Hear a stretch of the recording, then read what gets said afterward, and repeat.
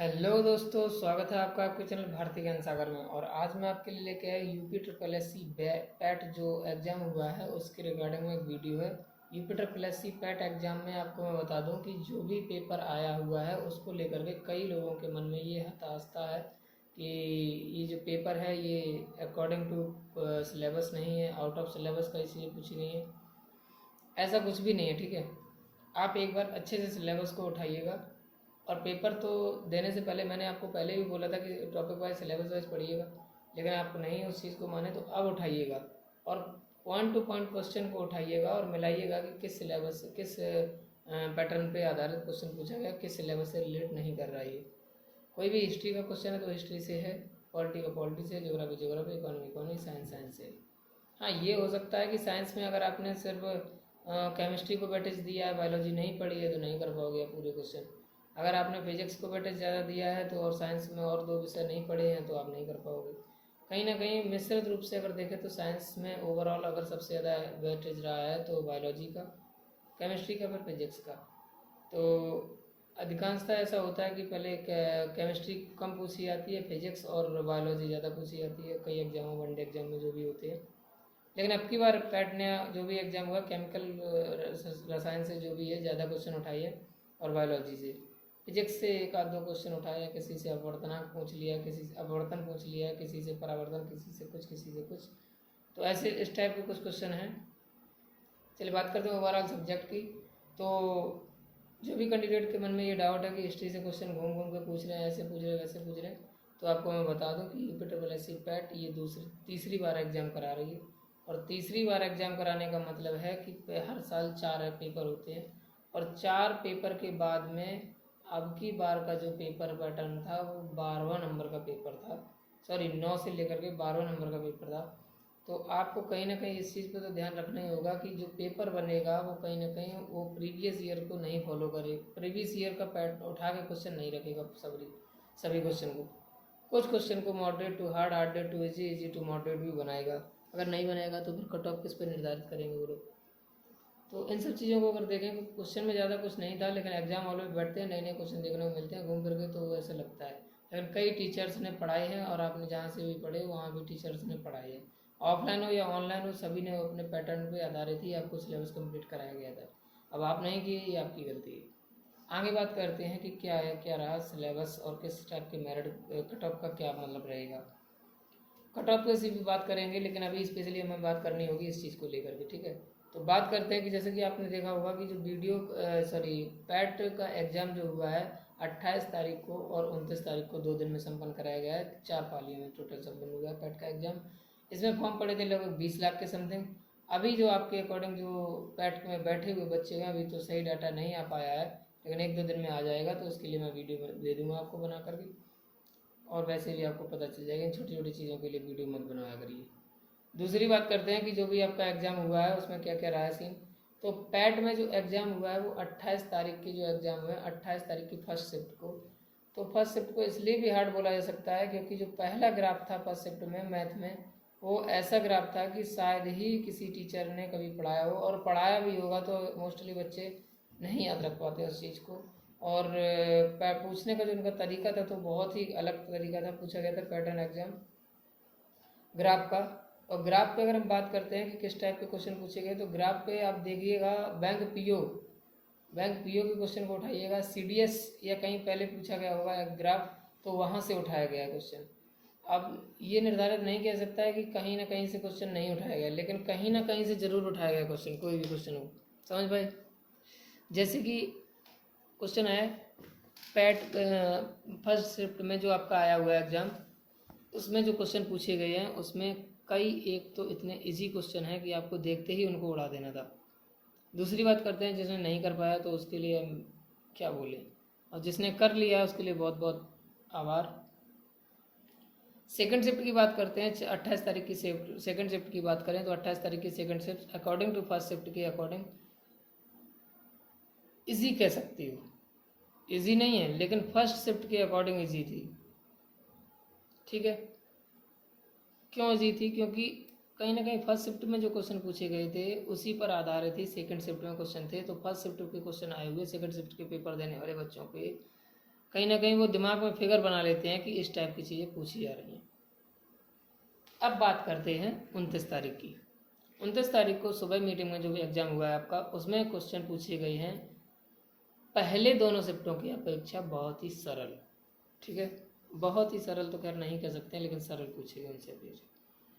अब बात करते हैं जो 29 तारीख की जो फर्स्ट शिफ्ट के पेपर था, 29 तारीख की फर्स्ट शिफ्ट में कई बच्चों ने जो एग्ज़ाम दिया है उनके अकॉर्डिंग जो पता चला है, उसमें जो क्वेश्चन पूछे गए हैं वो बहुत ही ना तो लेंदी ही हैं और ना ही ईजी है।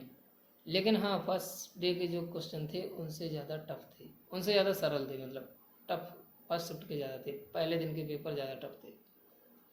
दूसरे दिन में जो सेकंड मीटिंग का पेपर हुआ है, भाई साहब उसने तो सबको एक साथ इकट्ठा कर दिया, एक प्लेटफॉर्म पे लाके खड़ा कर दिया। सोचा भी नहीं था कि ये पेपर इतना कठिन आएगा।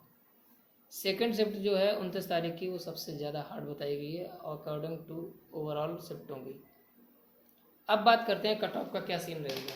वैसे पैड में तो बेसिकली कोई कट ऑफ नहीं है, लेकिन परसेंटाइज की अगर हम बात करते हैं परसेंटेज की, तो परसेंटाइल जो होता है वह आपके डिपेंड करेगा अकॉर्डिंग टू स्टूडेंट बैठने की सीटिंग प्लान पे, और दूसरा पेपर की टफनेस पर। तो पेपर की टफनेस को अगर हम देखते हैं तो मेरे अकॉर्डिंग, अगर मेरी आप जानना चाह रहा है, तो जो 29 तारीख का सेकंड शिफ्ट का पेपर रहा है वह चारों शिफ्ट में सबसे हार्ड पेपर रहा है। उसके बाद अगर हम बात करें तो 28 तारीख का फर्स्ट शिफ्ट, उसके बाद टफ जो उसके बाद जो इजी हुआ है फिर हुआ है 28 तारीख की सेकंड शिफ्ट, और उसके बाद अगर कोई इजी पेपर रहा है तो 29 तारीख की फर्स्ट शिफ्ट का पेपर इजी रहा है अकॉर्डिंग टू चारों शिफ्टों में मिला करके। अब किसी को ये लग रहा होगा 29 तारीख को फर्स्ट शिफ्ट का एग्ज़ाम सरल बता रहे हो, आप देने आते तो होता। तो मैंने चारों पेपर अटैम्प्ट किए हैं और चारों पेपर का ही देखा है एनालिसिस करके, ठीक है, तभी मैं आपको बता रहा हूँ। कई लोगों से गाइड भी लिया है, मतलब कई लोगों से पूछा भी है जो एग्ज़ाम दे के आए हैं, उनसे भी बात की है। उनसे बात करके यही जाना है कि जो फर्स्ट शिफ्ट का एग्ज़ाम है 29 तारीख का अकॉर्डिंग टू ओवरऑल शिफ्ट के इजी है, और जो फर्स्ट सेकंड शिफ्ट एग्ज़ाम है 29 तारीख का वो अकॉर्डिंग टू ओवरऑल शिफ्टों के हार्ड है। तो आप अब अपने अपने राय है, अपने अपने मत है, अपने अपने विचार हैं, जिसको जो सही लगे वो ठीक है। आंसर के आने के बाद सब कुछ साफ हो ही जाएगा। रही बात कि अगर गुड अटैम्प्ट क्या हो सकता है, तो गुड अटैम्प्ट की अगर हम बात करते हैं तो गुड अटैम्प्ट में मैं उल्टा चलूँगा, हार्ड से इजी की तरफ, हार्ड से इजी की तरफ। यानी जो हार्ड शिफ्ट रही है वो, जैसा कि मैंने बताया कि 29 तारीख की सेकंड शिफ्ट हार्ड रही है, तो 29 तारीख की सेकंड शिफ्ट को अगर हम हार्ड मान के चलते हैं तो उसमें अगर गुड अटैम्प्ट रहा है तो अबव 53 प्लस रहा है, यानी 53 क्वेश्चन जिसके सही अटैम्प्ट हुए हैं 53, और उससे ज़्यादा जिसके भी फिर सही हुए हो, वह एक अच्छी कैटेगरी के परसेंटाइल गेन कर सकता है। आगे तभी सही बताया जा सकता है जब आंसर की आ जाएगी, ठीक है, आंसर की आ जाएगी, आप लोग अपने अपने पॉइंट ऑफ व्यू से अपने अपने आंसर क्वेश्चन बताएंगे कि इतने इतने सही हुए, उसी हिसाब से फिर वीडियो बनाई जा सकती है। उसके बाद अगर हम बात करते हैं तो फिर उसके बाद अगर कोई शिफ्ट है तो वह 28 तारीख की फर्स्ट शिफ्ट। 53 प्लस क्वेश्चन मैंने आपको बताया, 53 प्लस क्वेश्चन जो मैंने बताया आपको, वो 29 तारीख की सेकंड शिफ्ट के हैं गुड अटैम्प्ट में, और 28 की फर्स्ट शिफ्ट का जो गुड अटैम्प्ट है वह आपका 55 क्वेश्चन रहेगा। कितना क्वेश्चन रहेगा? 55। 55 क्वेश्चन अगर 28 तारीख की फर्स्ट शिफ्ट के हैं तो 55 क्वेश्चन उसके गुड अटैम्प्ट की श्रेणी में आ जाएंगे। उसके बाद अगर हम बात करते हैं तो 58 क्वेश्चन के समथिंग, 58 प्लस 58 प्लस क्वेश्चन जो है वह आपके 28 तारीख के सेकंड शिफ्ट के क्वेश्चन जिसने भी अटैम्प्ट किए हैं वह उसका गुड अटैम्प्ट हुआ। इसी क्रम में अगर हम आगे चलें तो 29 तारीख की फर्स्ट शिफ्ट का पेपर जो रहा है जिसने भी दिया है, जिसके भी 61 प्लस क्वेश्चन सही हो रहे हैं, 61 प्लस, उसका गुड अटैम्प्ट रहेगा। और गुड अटैम्प्ट रहेगा इसका मतलब ये है कि इन चारों नंबरों को अगर हम एकत्र कर दें तो परसेंटाइल अप्रॉक्स आसपास ही खेलेगा इनका। ध्यान से सुनिएगा, 29 तारीख की सेकंड शिफ्ट, 29 तारीख की सेकंड शिफ्ट में आपके 52 नंबर, 53 नंबर, 54 नंबर जो भी है, और वही नंबर, सेम वही नंबर अगर आप 28 तारीख की फर्स्ट शिफ्ट को 55 नंबर गेन करते हो, अगर उसी परसेंटाइल को आपको पाना है, यानी 29 तारीख की सेकंड शिफ्ट के जिस बच्चे के भी नंबर 53 हैं और उसका परसेंटाइल जो भी बनेगा वही सेम परसेंटाइल 28 तारीख की फर्स्ट शिफ्ट के बच्चे का 55 प्लस नंबर पे बनेगा। समझ पाए गया? और वही सेम परसेंटाइल 28 तारीख की सेकंड शिफ्ट के बच्चे का 58 क्वेश्चन पे बनेगा। और वही परसेंटाइल आपका 29 तारीख की फर्स्ट शिफ्ट का जो बच्चा है उसका 61 क्वेश्चन पे बनेगा। इस प्रकार से परसेंटाइल बनेगा। और इसी क्रम में सबसे हार्ड और सबसे लो को अगर रखें तो मैंने आपको बता ही दिया चारों श्रेणियों में। अब अपने अपने पॉइंट ऑफ व्यू आप बताइएगा कि आपके अकॉर्डिंग आपकी शिफ्ट कौन सी कठिन लगी। अपना अपना शिफ्ट नंबर भी भेजिएगा, गुड अटैम्प्ट क्वेश्चन भी भेजिएगा सही से जो आपने अटैम्प्ट किए हैं। ये नहीं है कि हाँ लगा के चले आए हो, पता कुछ है ही नहीं, तो ऐसा भी नहीं करना है। जिन्होंने सही से पेपर दिया है, तैयारी के साथ दिया है, सिर्फ वही बताएं कि आपके क्वेश्चन कितने सही हैं और आपने कितने अटैम्प्ट किए हैं, किस शिफ्ट में आपका एग्ज़ाम है। ठीक, उसके बाद बात करेंगे जब आंसर की आ जाएगी तब तक के लिए आपको क्या करना है। अब इस सदमे में मत रहो कि हमने पेपर अच्छे से नहीं दे पाया। ठीक है, मौका हर किसी को मिलता है, मौका आपको भी मिला और मौका उसको भी मिलेगा जिसका 99.99 परसेंटाइल आएगा। मौका उसको भी मिला है जिसका कोई परसेंटाइल सही से नहीं बना पाया। नहीं बना पाया तो अपने देखो और सुधार करो, क्या रहेगी भूल उसमें सुधार करो आगे। ठीक है, कमी में सुधार करना ही अच्छे कंपटीटर की आदत होनी चाहिए। और अगर हम बात करें कि ये पैट का जो लेवल है क्वेश्चन का, वो मैंने आपको, अगर मेरी वीडियो प्रीवियस आपने देखी है वीडियो, तो मैंने उस दिन आपको बताया था कि आपको इतना नहीं हल्के में लेना है कि ज़्यादा हल्के में ले लो, और जिसने भी ज़्यादा हल्के में लिया वो हल्का हो गया। समझ रहे हो? ग्राफ के क्वेश्चन, साइंस के क्वेश्चन, मैथ के क्वेश्चन, इंग्लिश के क्वेश्चन, रीजनिंग के क्वेश्चन, ये सभी अगर क्वेश्चन ओवरऑल मिला दिए जाएं तो ग्राफ में जिसने भी 28 तारीख को फर्स्ट शिफ्ट में जिसके भी ग्राफ में 12 से 14 क्वेश्चन सही हो रहे हैं ग्राफ में, उसका सही स्कोर रहा है। मैथ में 3 से 4 क्वेश्चन, रीजनिंग में 4 से 5, और अगर बात करें हिंदी में तो हिंदी में आपके 12 से 13-14 क्वेश्चन होने चाहिए से। ये 12 से 13 हिंदी सभी शिफ्टों की बात करिए, मतलब चारों शिफ्टों में यही हिंदी आई है। सिर्फ ग्राफ का पोर्शन हो सकता है। और जीएस का, जीएस की बात करते हैं तो जीएस में आपको 22 प्लस रखना होगा 28 की फर्स्ट शिफ्ट का। अगर आपका इतना अटेम्प्ट है तो आप कहीं ना कहीं उसी परसेंटाइल पे खेलोगे जो मैंने आपको भी बताया। ठीक, बात करते हैं 28 की सेकंड शिफ्ट में ग्राफ के क्वेश्चन की। तो 28 की सेकंड शिफ्ट में जो ग्राफ के क्वेश्चन है उसमें आपको सही को अटेम्प्ट करने थे 14 से आपको 16 के बीच में। 14 से 16 क्वेश्चन जिसने भी अटेम्प्ट किए हैं ग्राफ में वो उसका गुड अटेम्प्ट रहा है। ठीक, उसके बाद में अगर हम बात करते हैं 29 की फर्स्ट शिफ्ट में, तो 29 की फर्स्ट शिफ्ट में जिसने भी गुड अटेम्प्ट किए, अगर ग्राफ की बात करें तो 17 क्वेश्चन कम से कम, कितने हैं? 17 क्वेश्चन। और अगर वही हम ग्राफ की बात करें 29 की सेकंड शिफ्ट में, तो जिसने भी 10 से 12 क्वेश्चन सही अटेम्प्ट किए हैं उसका ग्राफ सही रहा है और वही गुड अटेम्प्ट की श्रेणी में है। ठीक है, तो इतना फ़र्क पड़ा है।